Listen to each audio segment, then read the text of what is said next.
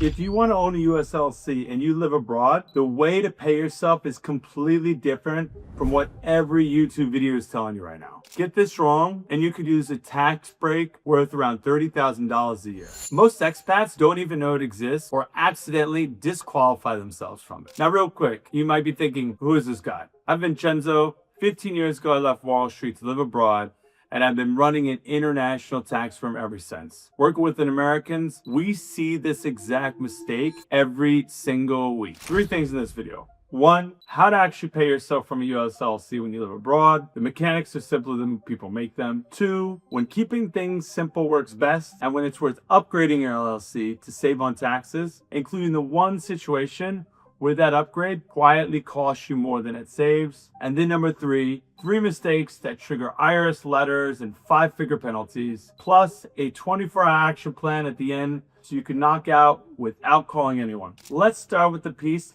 most regular CPAs get wrong. And it's the first decision you have to make the second your LLC starts earning money. If you own a single member LLC, the IRS treats you and the business as the same taxpayer. That's the simplest version of how it works. The LLC makes money and the IRS taxes you on the profit.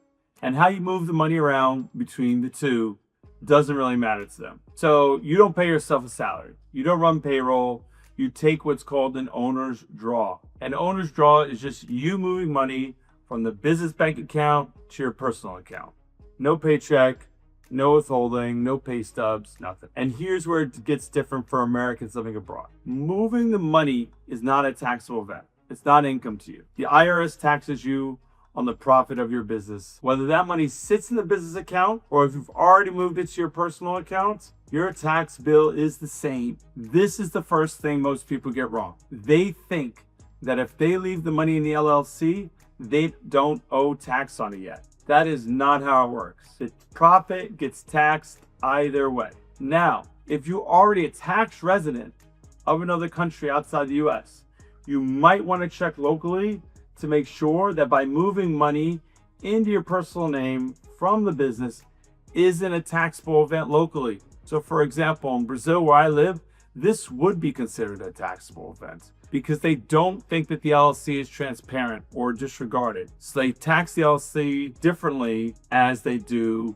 the individual. So this could be an issue. Now here's how you actually do it. You pick a cadence, first and the 15th of the month, or maybe just the first, and you transfer the money from your business account to your personal account. In the memo line, write owner draw. Keep a simple log somewhere with the date and the amount. That paper trail is what protects you if anyone asks questions later. Now, if you don't have a separate account, that's the first thing you should fix. Personal money and business money cannot share the same account, ever. Which leads to the question that every expat eventually asks. If the profit is taxed either way, how do I actually pay less? And that's where the Foreign Earned Income Exclusion comes in. Get this one right, and you keep around $130,000 of your income out of US tax entirely. The Foreign Earned Income Exclusion, or people in our world call it the FEIE. The IRS calls it Form 2555. It's the single biggest tax break available to Americans living abroad. What it does is it lets you exclude up to $130,000 of earned income from US tax each year as long as you qualify. To qualify, 1 or 2 things have to happen. Either you need to be physically outside the US for at least 330 days in a 12-month period, or you've genuinely set up your life in another country, what the IRS calls being a bona fide resident. Now, here's the part that catches people. The FEIE only applies to earned income, money that you actively work for. If your LLC profit comes from work you're doing, it usually qualifies. If it comes from rentals, dividends, or other passive income sources, it usually doesn't. One more thing. The FEIE doesn't cover self-employment tax, which is 15.3%, which you pay in Social Security and Medicare as a business owner. That still applies unless your country of residence has a specific agreement with the US that handles this differently, which is called a totalization agreement, which, by the way, is not the same as a tax treaty. So quick self-check. Pull out your phone. Count the days you've been outside the US in the last 12 months. Over 330, you likely qualify the easy way. Under 330, you might still qualify, but it depends on whether you're genuinely settled somewhere else versus being nomadic, and that one needs a bit of a closer look. Now, at some point, every successful LLC owner hears the same advice from a regular CPA. You're making good money now, you should switch to an S-Corp. And for Americans in the US, that's often smart. However, for Americans abroad, it's often the worst move they can make. And here's why. Here's a simple version of what an S-Corp does. Right now, as a regular LLC, every dollar profit gets hit with both income tax and self-employment tax. When you upgrade to an S-Corp, you split your income into two buckets. One bucket is salary, which still gets the self-employment tax. The other bucket is profit distributions, which doesn't. Now, for someone living in the US making good money, that split saves real money on the self-employment side. That's why every CPA in America recommends it. That logic does not work the same way abroad. Here's the problem. When you switch to an S-Corp, the IRS makes you put yourself on actual payroll. You become an employee of your own company. And how that paycheck is treated for tax purposes depends on where the work is actually done, which gets messy fast if you're working sometimes in the US, sometimes abroad. You really need to allocate what part of the paycheck you're earning abroad. But the bigger issue is this. The profit distribution side of the S-Corp does not count as earned income, which means it does not qualify for the FEIE. Read that again.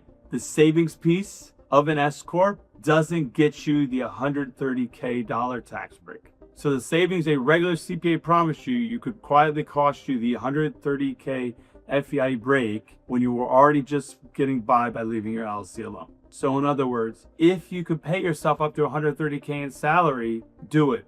Maximize the FEIE. But if you can't even pay yourself $130K salary and you don't earn that much, then the S-Corp might not even be worth it. I've personally reviewed hundreds of expat tax returns where this exact thing happened. A client comes to us, the previous accountant talked them into upgrading to an S-Corp, and then they lost the ability to claim the full FEIE because they were only able to claim the smaller salary under the FEIE and not the larger distribution portion. The accountant wasn't trying to hurt them, they just didn't know the international piece because most CPAs don't. Here's a simple gut check you could run today. If your business profit is under $100K a year and you're abroad full time, the S-Corp upgrade is usually the wrong move. If a regular CPA is pushing one, ask them one question. Have you run the numbers to include the FEIE? If they say, what the?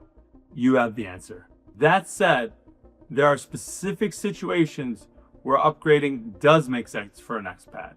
If you fit one of them, the math actually flips. The S-Corp can work well for an expat in three specific cases. First, if your profit's high enough, you could take the full $130K salary from the S-Corp and still save on self-employment tax on the distribution amounts above that value. Second, if you live in a country that has a specific agreement with the US about Social Security, so you're not paying twice. Countries like the UK, Spain, Italy, Portugal, Germany, and a few others have these. If yours does, the S-Corp math gets more interesting. Third, if a big chunk of your income wouldn't have qualified for the FEIE anyway. For example, if you spend a lot of time working inside the US every year. The answer is almost never one size fits all, which is why a regular CPA running a generic S-Corp math can cost you more than they save you. Which leads us to the last piece. And this is the part that keeps people up at night. These are the mistakes that turn a clean filing into an IRS letter with a 5-figure penalty attached. All three things you could start fixing this week. Mistake number 1. Mixing personal and business money. If you're paying personal expenses straight out of the LLC bank account, you're not really doing the owner draws. You're weakening the legal protection your LLC was supposed to give you, and you're making a mess of your books at the same time. So open your bank app right now. If you see a personal grocery run or a Netflix charge on your business account in the last 30 days, then that's your first cleanup project. Mistake number 2, forgetting about the F-bar. This one trips people up constantly. If your foreign bank accounts add up to more than $10,000 US at any point in time during the year, you have to file something called the F-bar, the Foreign Bank Account Report. That includes accounts owned by your LLC abroad not just your personal accounts. Skipping this can trigger penalties starting at $10,000 per account per year. People don't believe me when I say that the first time. Look it up. Now here's the 24-hour version. Open every foreign bank account you own, including any that your LLC owns abroad. Write down the highest balance each one hit this year, then add them together. If the total crossed 10,000, even for one single day, you owe an FBAR. Good news, if you're behind on these, the IRS has a program called the Streamlined Disclosure Program that often lets people who didn't know about the FBAR catch up with significantly reduced penalties, but you have to come forward first before they find you. Mistake 3, not cutting state tax ties before you leave. Some states are aggressive about claiming you still live there even after you've moved abroad. California, New York, New Mexico, Massachusetts, Virginia are the worst about this. If your LLC is still registered in one of these states, you still have a driver's license, you're still registered to vote, or you even have a lease there, you might be filing as a state resident for years after you actually left. Now, we've seen expats pay California state income tax for 4 years after moving to Portugal because nobody told them how to cut these ties properly. So what do you need to actually do?